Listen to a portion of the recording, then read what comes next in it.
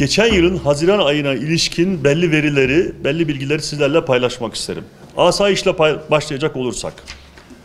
Asayiş olayları 2024 yılı Haziran ayına göre %13'lük bir azalma sergilemiş ve 1077'den 939'a düşmüştür. Meydana gelen asayiş olaylarının %98'i aydınlatılmış durumdadır. Haziran ayı içerisinde kişilere karşı işlenmiş olan kasten yaralama, tehdit, hakaret, kişilerin huzur ve sükununu bozma gibi 10 önemli suç kategorisinde ise 2024 yılı Haziran ayında 344 olay, 2025 yılı Haziran ayında ise 276 olay meydana gelmiş olup bu şekildeki asayiş olaylarında %20'lik bir düşüş sağlanmış durumdadır. Ve meydana gelen bu kişilere karşı önemli suçta meydana gelen olayların tamamı da %100'ü de aydınlatılmıştır. Haziran ayı içerisinde diğer önemli bir kategori, asayiş kategorisi, mal varlığına karşı işlenmiş olan suçlar içerisindeki 9 önemli suçta. Ki bunlar iş yerinden hırsızlık, evden hırsızlık, yan kesicilik, dolandırıcılık ve otodan hırsızlık gibi önemli suçlardır. 2024 yılı Haziran ayında 86 olay meydana gelmiş iken 2025 yılı Haziran ayında 73 olay meydana gelmiş olup bu kategori içerisinde de %15'lik bir düşüş sağlanmış durumdadır. Bu olayların aydınlatma oranı da %85'ten %90'a yükselmiştir. Kişilere karşı en önemli suçta 2024 yılı ilk 6 ayda 1561 olay, 2025 yılı ilk 6 aylık dönemde ise 1441 olay meydana gelmiş olup %8'lik bir düşüş sağlanmıştır. Bu olayların aydınlatma oranı da %95'ten %99.9'a çıkmıştır.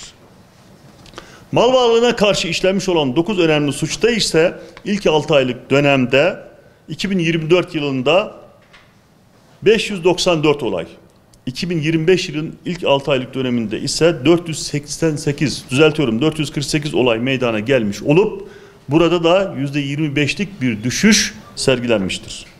Bu olayların aydınlatma oranı da %79'dan %94'e yükselmiş durumdadır.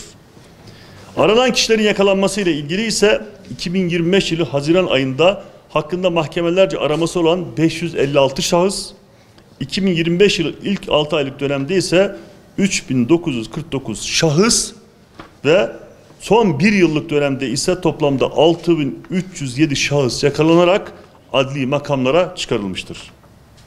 Diyarbakır yolu üzerinde Diktepe mevkiinde faaliyete geçirmiş olduğumuz uygulama noktamız da bizim kent güvenliği ve asayiş olaylarındaki önemli düşüşe katkı sağlayacak nitelikteki bir hizmetimiz olarak faaliyete geçmiş durumdadır.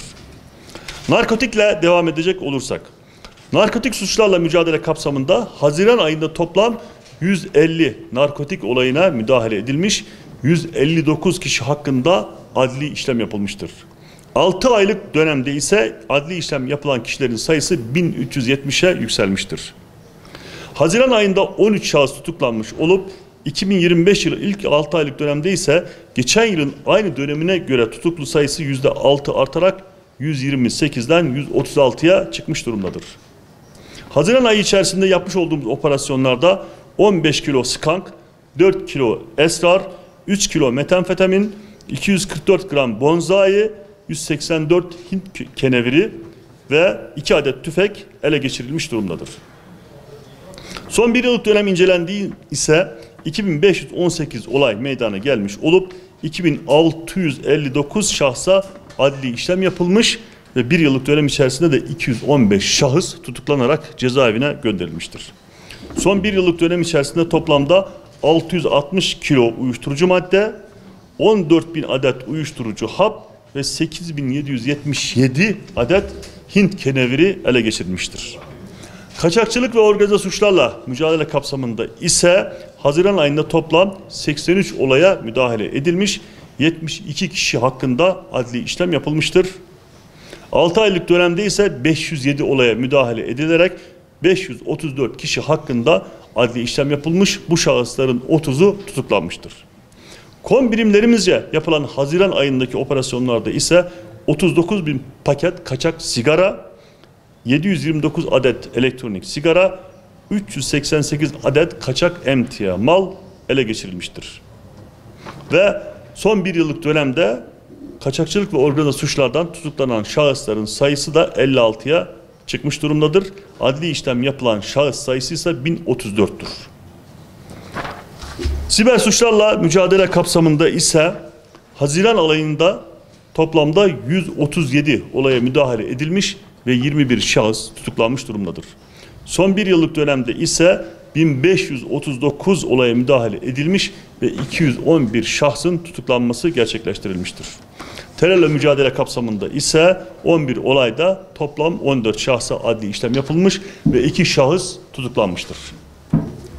Yapılmış olan operasyonlarla ilgili kısa bilgileri sizlerle paylaşmak isterim. Bazı görsellerimizi.